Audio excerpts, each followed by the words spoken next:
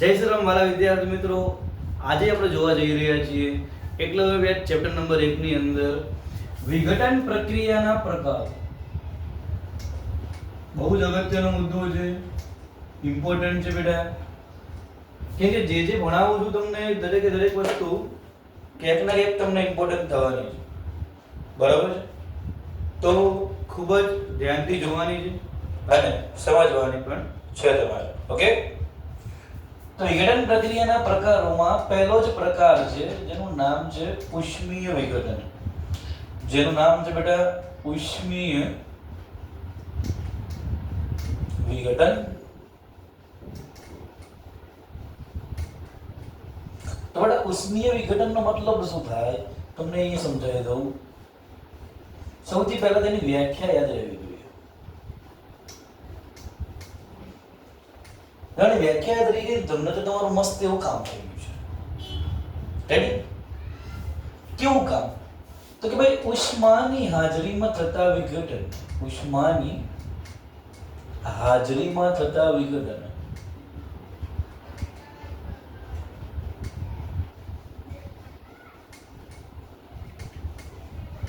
શું કહેવાય બેટા? ઉષ્મીય વિઘટન કહે છે. તો સૌથી પહેલા તમને જ્યારે ઉષ્મીય વિઘટન પૂછે તો તમારે શું કહેવાનું કે સાહેબ ઉષ્માની હાજરીમાં થતા વિઘટનને શું કહેવાય? ઉષ્મીય વિઘટન કહેવાય બેટા. શું કહેવાય? ઉષ્મીય વિઘટન કહેવાય. બરાબર ને? રેડી? તો આ ઉષ્મીય વિઘટન જે છે એના આધારિત કેટલીક પ્રવૃત્તિ છે. ચલો આ પ્રવૃત્તિને આપણે આજે ધ્યાનમાં લઈએ છીએ અને બહુ જ મજા આવે એવી પ્રવૃત્તિ છે, એટલે ઇન્ટરેસ્ટિંગ પ્રવૃત્તિ આપણે કહી શકીએ. હવે જે પ્રવૃત્તિ જે છે એને મારે થોડુંક તમને ધ્યાનથી સમજાવી છે કે FeSO4 આયર્ન સલ્ફેટ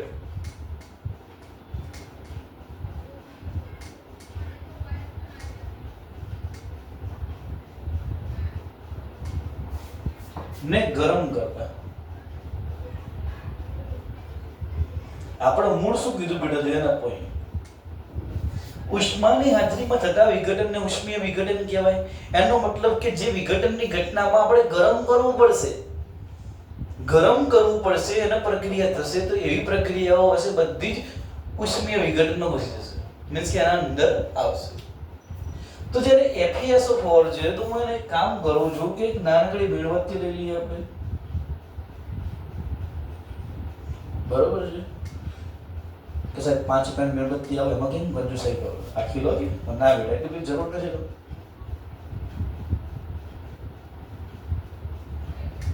આ મીણબત્તી જાવ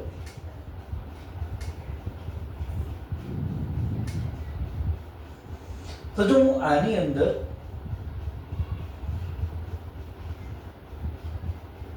આ કસનળી છે અને કસનળીમાં હું ભરું છું FeSO4.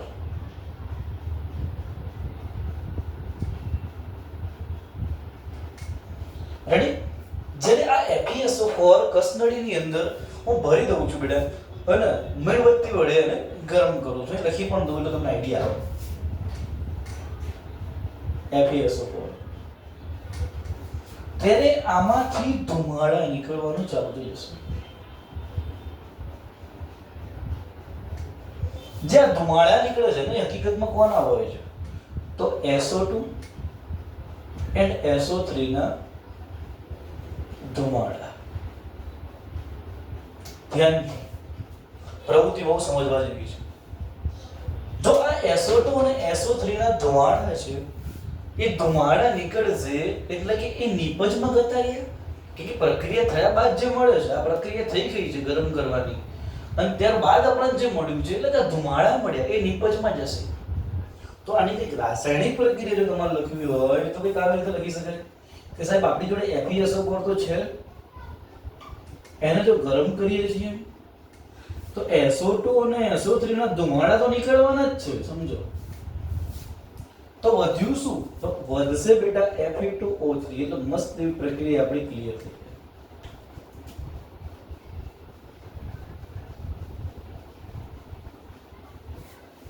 આ રાસાયણિક પ્રક્રિયા આ ભાઈ જે કરી એનું રાસાયણિક સમીકરણ આવું રેડી થઈ ગયું. તો આ શું છે પ્રવૃત્તિ માટેનું રાસાયણિક સમીકરણ.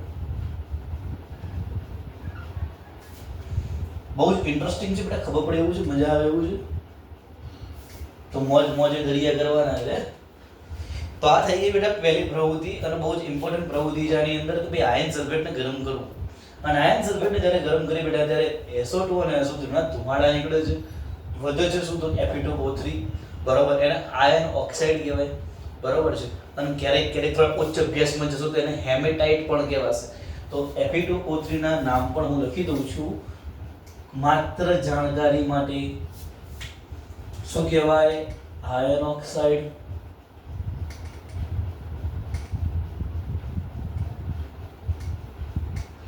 હેમેટાઇટ.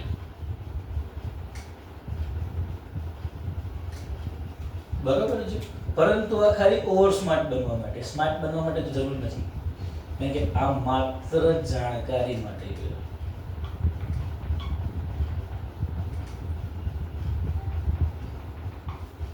ઓકે, ક્લિયર છે બેટા? જાણકારી માટે છે.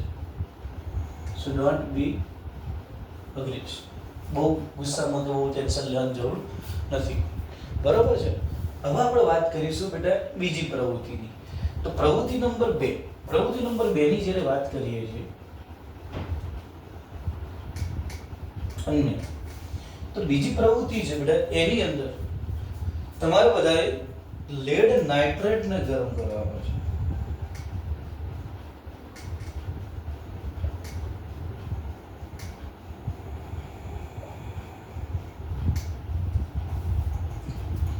લેડ નાઇટ્રેટને ગરમ કરતા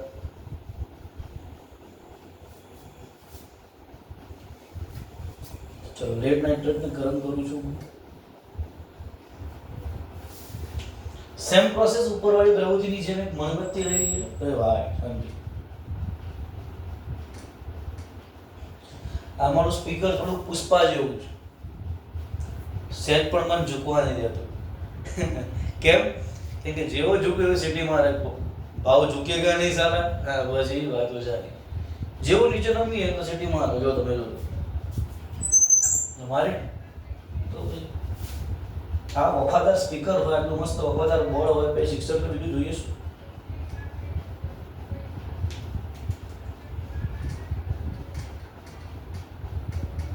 માનીએ જાય પાછો આપણે કહીને ભાઈ સિટી માં બંધ કરી દે.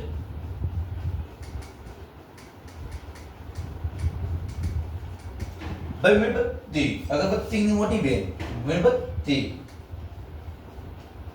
ભાઈ સચ્ચી સાહેબ આની અંદર શું નાખવાનું છે તમારે? કહી દો તમને ફટાફટ. ચલો બોલાવો. આપણે આની અંદર નાખવાના છે લેડ નાઇટ્રેટને. લેડ નાઇટ્રેટનું સૂત્ર તમે જોઈ ગયા છો, જેનું સૂત્ર થાય PbNO3 ટ્વાઇસ, જેને કહેવાય છે લેડ નાઇટ્રેટ. સૂત્ર શું હતું બેટા? PbNO3 twice. That's clear. Okay, તો આ જે પ્રક્રિયા થશે ત્યારે શું થશે બેટા કે જનરલી અહીંયાથી ધુમાડા નીકળશે. લખી દઉં છું ધુમાડા, બરોબર છે? ધુમાડા કરી આ ધુમાડા હશે કોના હશે? NO2 ના હશે. NO2 ના રંગ અહીંયા યાદ રાખવાનો છે, કથ્થાઈ રંગના ધુમાડા.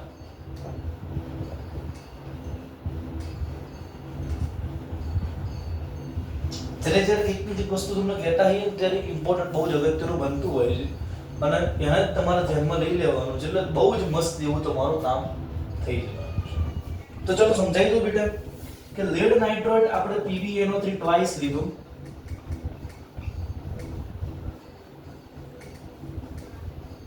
is gives to મળવાનું શું છે કે NO2 તો મળવાના, ધુમાડા તો નીકળે છે, જોયું તમે. એક મળશે PbO મળશે બેટા, અને ઓક્સિજન છૂટો મળશે. તો આ થઈ જશે આપણે નિપજ.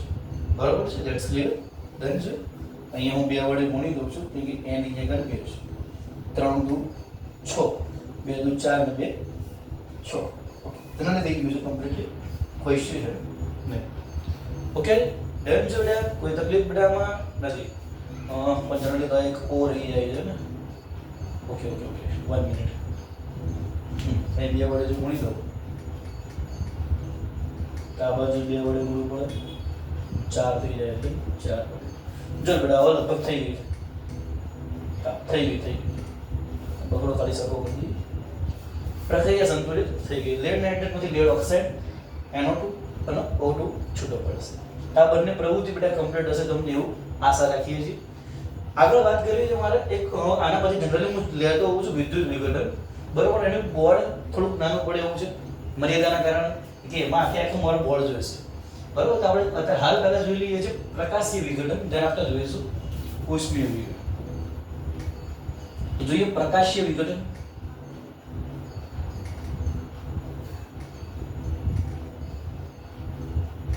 જનરલી છે તમે બધા સમજી ગયા છો વ્યાખ્યા તો તમને આવડે જ છે જો કે ફોર્માલિટી માટે મારે લખવી પડે છે કોઈ ઇશ્યુ નથી બરોબર છે વ્યાખ્યાની જો વાત કરો ચલો એક જ સેકન્ડ આપો છો યુ ગયા યુ આયા થોડા પાણી પીલું ને પાણી પી લો બરોબર છે તારે બેટા મને ફટાફટ કહી દો બેટા કહી દો મને કે કઈ વ્યાખ્યા આવી શકે ફટાફટ કમેન્ટ નાખજો યસ 23 મિનિટ વાળા વિડિયોની વ્યાખ્યા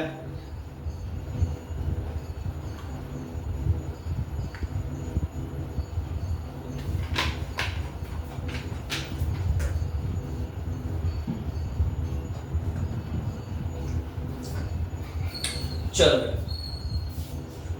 હવે વાત કરીશું પ્રકાશીય વિઘટન એટલે પ્રકાશની હાજરીમાં થતા વિઘટન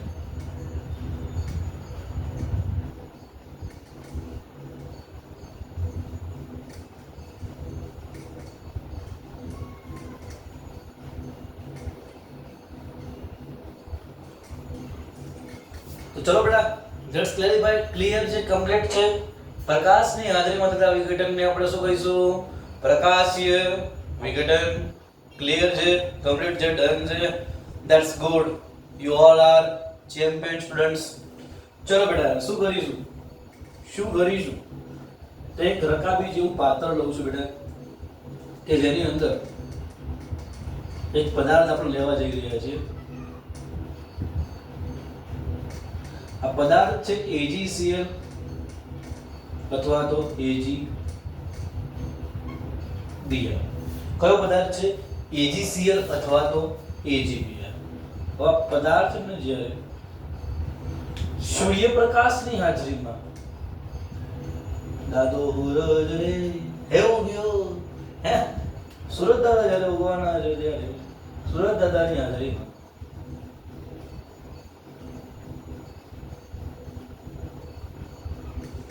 ત્યારે મૂકવામાં આવે ને સૂર્યના કિરણો સીધા એની પર પડશે તો થોડા સમય પછી જ્યારે આ પદાર્થ જે તમે મૂક્યો હતો ધ્યાનથી જોજો એનો રંગ થઈ જશે રાખોડી રંગનો થઈ જશે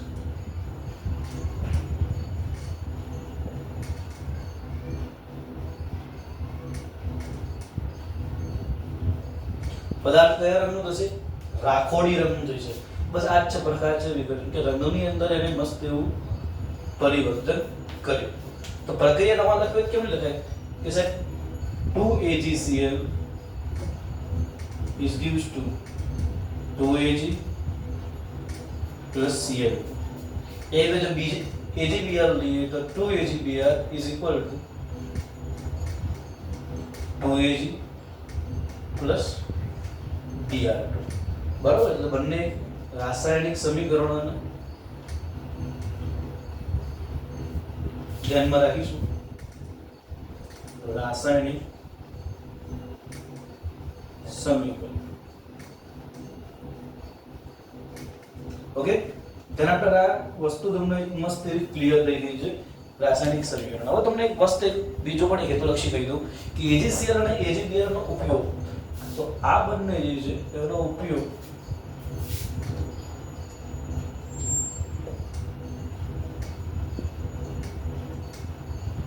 શેમાં આવો પ્રશ્ન ને સાહેબ ઉપયોગી તો ખરો પણ શેમાં તો એ શ્યામ શ્વેત ફોટોગ્રાફીમાં ઉપયોગી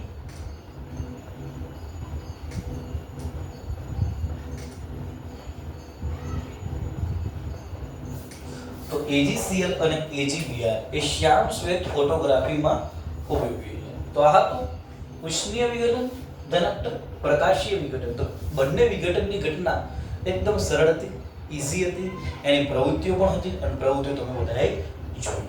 બહુ જ અગત્યનો પ્રશ્ન જે આપણે જોવા જઈ રહ્યા છીએ જેનું નામ છે કે ભાઈ પાણીનું વિદ્યુત વિભાજન. જી હા બેટા, બહુ જ અગત્યની થિયરી છે, જે થિયરી પ્રયોગ સ્વરૂપે પણ પૂછાય છે. એટલે આ વિઘટન પ્રક્રિયાની અંદર જે વિદ્યુતકીય વિઘટન છે અને એની આ પ્રવૃત્તિ એટલે બહુ જ ઇમ્પોર્ટન્ટ પ્રવૃત્તિ, બરાબર છે, જેની આકૃતિ સહિત આપણે હવે સમજવા જોઈએ. આકૃતિ પણ ઇમ્પોર્ટન્ટ છે, બધું ઇમ્પોર્ટન્ટ છે, બરાબર. મેં તમને કીધું પ્રમાણે કે આખું બોર્ડ જોઈશે એટલે મસ્ત બરાબર તમે એક આડી ઉપર સ્ક્રીનશોટ આમાં લઈ લો એટલે પછી નેક્સ્ટ બોર્ડની અંદર તમને એ કરાવવા.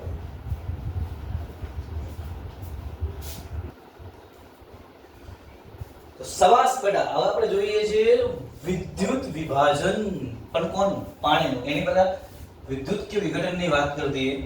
વિદ્યુતકીય વિઘટન એટલે વિદ્યુતની હાજરીમાં થતા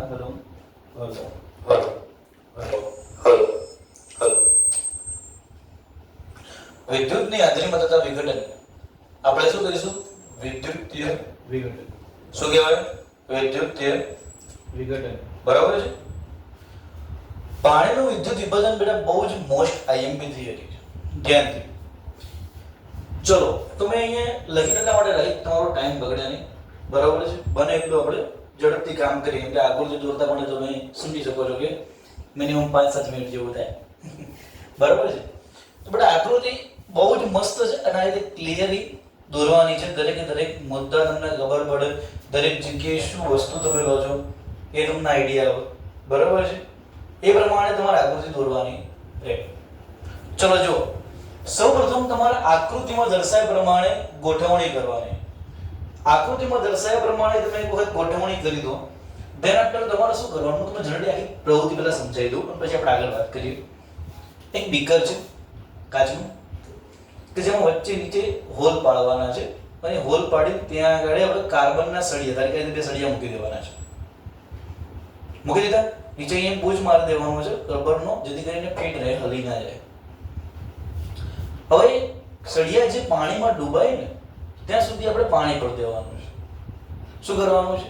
પાણી પર દેવાનું. ધ્યાનથી પાણી ભરી એની અંદર 2-3 ટીપા H2SO4 નાખવાના છે. શું કરવાના છે? H2SO4 ને પછી 2 નાની કસનળી લઈશું. અને કસનળી જોઈ હશે, ના જોઈ કદાચ 5 રૂપિયાની મળે, જોઈ લેજો, બરાબર છે. સ્ટેશનરી પર મળતી હશે તો 5 કે 10 રૂપિયાની એવરેજ મળે. તો કસનળી લેવાની, એમાં શુદ્ધ ચોખ્ખું પાણી ભરવાનું. એ શુદ્ધ અને ચોખ્ખું પાણી તમે એક વખત ભરો છો, બરાબર છે. તો એ પાણી ભરી પછી એને ઊંધી મૂકી દેવાની. જો બંને કસનળી ઊંધી મૂકી છે, ભાઈ રેડ કલરની તમને દેખાતી હશે, બરાબર છે. એ કસનળી મૂકી દીધી તમે બધાએ. ધેન આફ્ટર પછી શું કરવાનું? બોજ જે છે એને અહીંથી મસ્ત આમ સેટઅપ કરીને 6 વોટની બેટરી જોડે જોડી દઈશું, બરાબર, જે અંદર વિદ્યુત પ્રવાહ વહન કરાવશે. વિદ્યુત પ્રવાહ ચાલુ કરીએ એટલે બંને વિદ્યુત ધ્રુવ ઉપર અહીંયા પરપોટા થશે. જો પરપોટા થાય છે, જેને હું બેટરી ચાલુ કરું છું ત્યારે બેટરી ચાલુ કરીશ એટલે પરપોટા થશે. અને પરપોટા જે થયા બેટા, બરાબર છે, પરપોટા કોના છે નહીં શીખવાનું છે. તો આ મેં અહીં લખી કાઢ્યું છે ઓક્સિજન વાળું, હાઇડ્રોજન વાળું. એ ખબર કેમ નહીં પડે, બરાબર, તો અવલોકનથી ખબર પડે. તો મેં અવલોકન પણ લખ્યું છે. તમારે આ રીતે નથી લખવાનું, લખવાનું કેમ મેં સમજાવું છું કે જ્યારે ધન ધ્રુવ, દરેક આ બાજુ પોઝિટિવ છે ને આ બાજુ નેગેટિવ મેં કરેલું છે. પોઝિટિવ એટલે ધન ધ્રુવ, નેગેટિવ એટલે ઋણ ધ્રુવ. ધન ધ્રુવ પાસે જો હું બોલું છું વાક્ય છે, જ્યારે ધન ધ્રુવ પાસે સળગતી મીણબત્તીને લઈ જતા એ તીવ્ર પ્રકાશથી સળગી ઉઠે છે, ત્યારે આપણને ખબર પડવી જવી જોઈએ કે ઓક્સિજન વાયુની હાજરી છે. એવી જ રીતે ઋણ ધ્રુવ પાસે જ્યારે સળગતી મીણબત્તી લઈ જઈએ ત્યારે ધડાકા સાથે સળગી ઉઠે છે, ત્યારે આપણને ખબર પડે કે H2 વાયુની હાજરી. કે સાહેબ તમને કોને કીધું કે O2 હોય તો તીવ્ર પ્રકાશ અને H2 હોય તો ધડાકો થાય? આવું ખબર કેમ નહીં પડે? બેટા જો હું તમને બંને વિશે થોડી ડિટેલમાં માહિતી આપું કે H2 છે ને, H2 એ દહનશીલ વાયુ છે અને O2 છે ને એ દહન પોષક વાયુ છે. માન લો કે તમે હવન જોયું છે, હવનમાં આપણે ઘી ઉમેરીએ તો કેવા મસ્ત એવી જોરદાર એવી જ્વાલા વધારે થાય છે, અગ્નિ થોડી વધારે પ્રજ્વલિત થાય છે. બસ, તો એ પોષણ આપવાનું કામ કરે છે. ઘી હશે કે ભાઈ આપણે જે અંદર ઉમેરીએ છીએ હવનની અંદર, તો એ શું કરશે? પોષણ આપવાનું કાર્ય કરે છે, બરાબર? તો જે પોષણ આપવાનું કાર્ય કરે છે તે પોષણ કઈ રીતે મસ્ત મળી જાય છે? બસ એવું અહીંયા આગળ O2 પોષણ આપે એટલે તીવ્ર પ્રકાશથી સળગે. સળગતું હતું ખરું તો વધારે પ્રકાશથી સળગ્યું, પણ હવે એ H2 ધડાકો કરે છે કે દહન શીલ આવ્યું છે ભાઈ. તમને ખબર છે કે આ અહીં જઈશું તો ભડાકો થશે, આ વ્યક્તિને ચંચળ આપણે નડી કરીશું, બરોબર? તો આ વ્યક્તિ આપણે નડવાનો છે, તો શું કામ એને નડવું જોઈએ? પણ પ્રવૃત્તિ છે બેટા, લાલો પ્રવૃત્તિ કરવી પડે. છેલ્લે તારણ શું નીકળ્યું કે પાણીનું વિદ્યુત વિભાજન જ્યારે કરીએ તો હાઇડ્રોજન અને ઓક્સિજન વાયુ છૂટા પડે છે. ક્લિયર છે? તો પાણીના વિદ્યુત વિભાજનથી એટલે પાણીને આપણે છૂટું પાડીને H2 અને O2 મેળવી શકીએ છીએ. બરાબર છે? ડન છે? ક્લિયર છે? તો આ વિઘટનના પ્રકારો આપણે અહીંયા ક્લિયર કર્યા. નેક્સ્ટ લેક્ચરમાં આપણે વિસ્તરણ પ્રક્રિયા તરફ આગળ વધીશું. ત્યાં સુધી રજા આપશો. જય શ્રી કૃષ્ણ, જય શ્રી રામ. ફરી મળીશું. આભાર.